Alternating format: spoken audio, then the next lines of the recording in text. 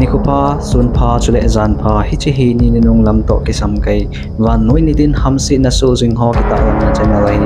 nang dia apat na ahile subscribe min chule achum sa le like le share jong polling aseijuite nitin hamsetna sang che tan midan ho no nikolai mi te banga hin ko nom ta amang nalai phat kichai ding le pm te kisu mang ding hapanai lo jong bible step kisel gu uilung ho amu jing ba pakai lam tu dia ki gu na ding phat pha anei the na dewin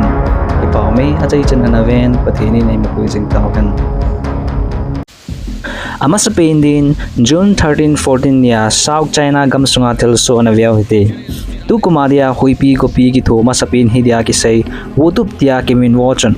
Fujian province Hainan Guangdong le Guangxi ana hasu kay guhat dan chu pungkhai sungin 77 mm azuzawin huihat dan chu 119 km/h in aharin atmospheric pressure 980 ppf hazawin nahi hiti kumsong gu sunga dia ani wei chan ahin school le tourist mun phabe paki khain chule airport le fly hozong anaki cancel e abanin June 13-14 ya kinsa samun Congo gam sunga Thilsoh hi gamol laita a zanka gozu zowa Thilsoh ahin kinsa sa mi te chu jingka tuila ana jing thowin gozu no ina kapon insail hang pan piding be in tuila apeng za jingon chapang mi no mi pa abonin mi somla ko in thina tu na hi musail hanga ngalim me mona in leiset po min achim thajengin hi Madimba Avenue insung thumta ahing po minabu umangin Congo Avenue insung mili chapang zaunan leina na chubli huwe chule mi khat zong midang hu na power line na khatan gut na ahin khu achan loi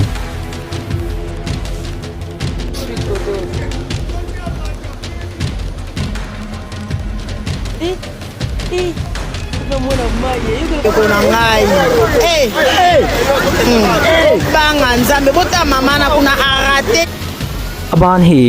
June 13-14 niya tapachula chepas mun Mexico gamsunga Thilsoh hi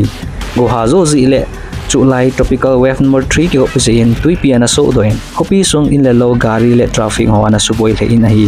golang chapang Steven and Kitty kumsom segi mi chu tuina lo mangin hi official report dung zuya ki mochun na hi le 150 mm go hata ana zuzawin hopi sunga mun papaman su khain kal kinga hozong ana lo mangin chule muntina ana thang de e luidung alenin thille lo tampi asusi ekiti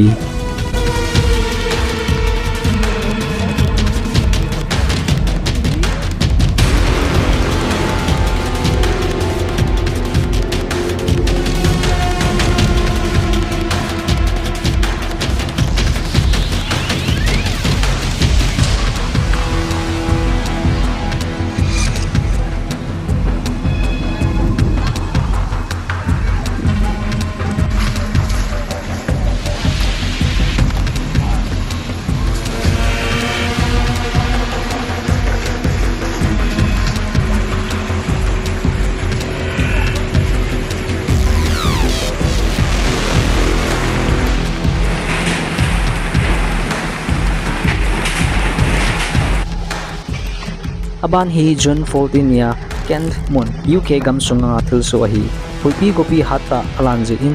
double area la achun hui in anachumen takhat sung lu na juding tui chu pung izat ham khat sungbo ana ju laji in lampi la luidung asu in mun phagma kol the mei wa asu si na hi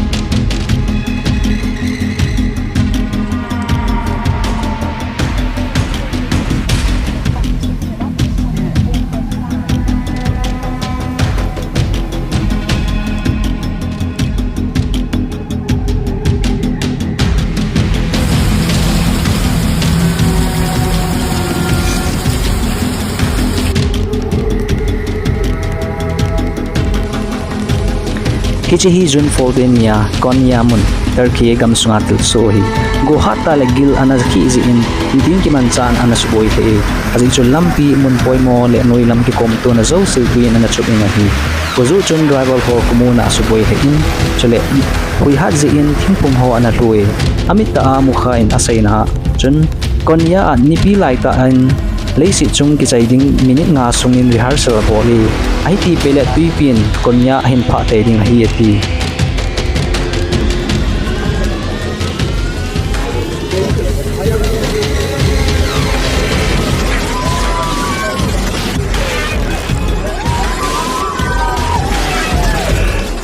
Kichai June 14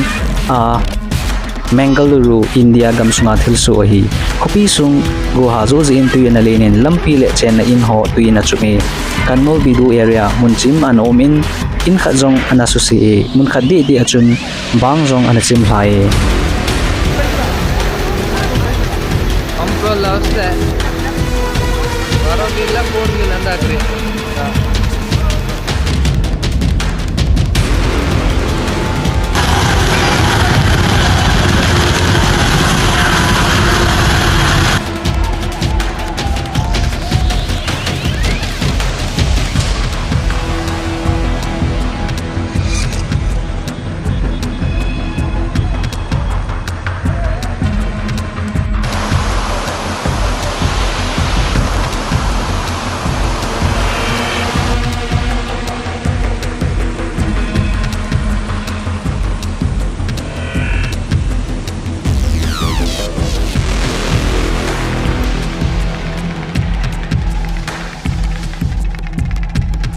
Kichai June 14 ya sekondi takora dimon gana gamsung hlumlama Thilsoh hi tuluki mudung zuin minute chom khal ka guzu zawin lampi dung zo si loidung asuin traffic asuno phale inahi Nagel Memorial Adventist Hospital monchu anha su kha di sanen apamle asung chu achum inahi athi amang akisai pu nai lowangin asu si le ahung so do akho sil he jeng inahi hethi khachu traffic abo in sumko bai hon anato u atangin kopi sunga thilhol namun hole in mun ho anasusi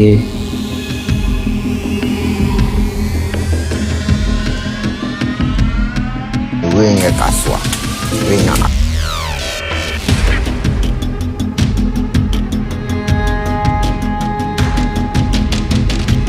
aban hi June 14-15 niya abidyap le Vannoi mun Ivory Coast gam sunga Thilsoh hi salam gam kai chu go hata zu le tuile nanomin lampi tuina chumin chile wale anaboi le zengi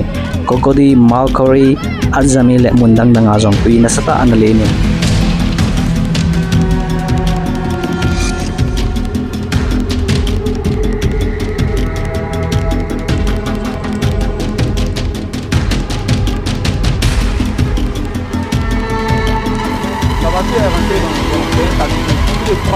trois à 4 voitures comme ça.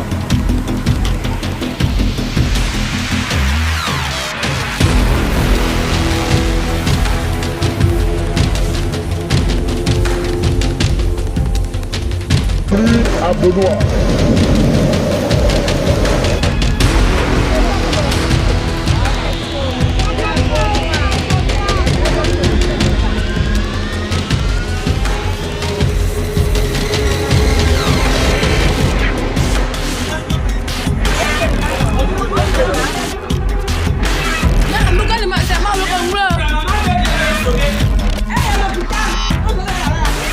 Kichai June 14-15 ya West Virginia mun USA gam sunga Thilsoh hi go hazu zin mun tin tui ana lenin adia Ohio Maroon le Monongalia counties ho hasu khai official ho saidanin kumthum chapang zauna ni gup zenin thina ton ni aki hormone lai na hi Ohio mun chu ho sedi isanin ahi pungkaw sungin 100 mm go azu zawe wadung ale line in le lo tui na chumen chule asu se zong aumin kal so zong athot mangin lampi lei le paltan na ho asusi na hi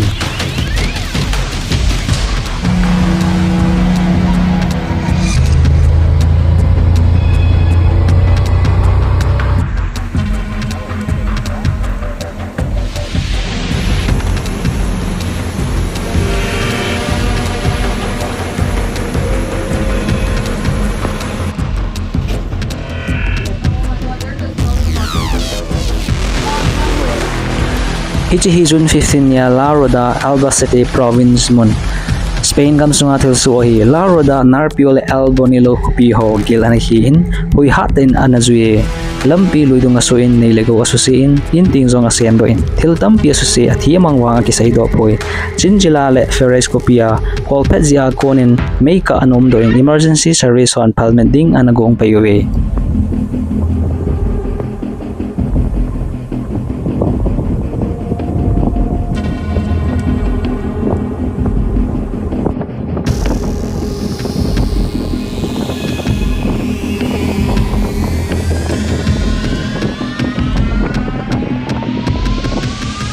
Dunia di nga asay ni kaydin agimnei pain June 15 niya aparan mon almania gam sunga Thilsoh na biawite tolne do gimnei teng hupi sunga dia aragat shot region anasukain building sa kachung lam anasusin hichila achun chen na in Thilsoh namon kiwai hom namon piho zong anazawe school city hall police station prosecutor office le bank branch ho zong anasusi kiven na din electric gas le gas supply line ho an ki khatanin rescue service hall interior ministry officer hon pananala pe ngalwe tulodin asai dongjuin a henmi thumle chapang kharaki sukhain hi tunai vai hom hon thille lo ki susi ho avetun mi pi ho lungling law lo din anatil khawun headgil nei hon asai danon ichi Thilsoh gimnei zo se hi climate ki khel ji a so do hi atiwe achai jan gunchu da hingle zo se chunga ke patu kahin sei mabana jong anagal dot jingin nitin hamsetna sang che che tan aphat dung zuya hong ke update jing lenga hi dunia dam na le phat phana nei pathin lunglam hol tan Hitobang hamsetna kho che hon e hin pha teng lo itih hin diu bo ibui pi de oi tan pathin lunglam hol naman phat nei ta lo de o hi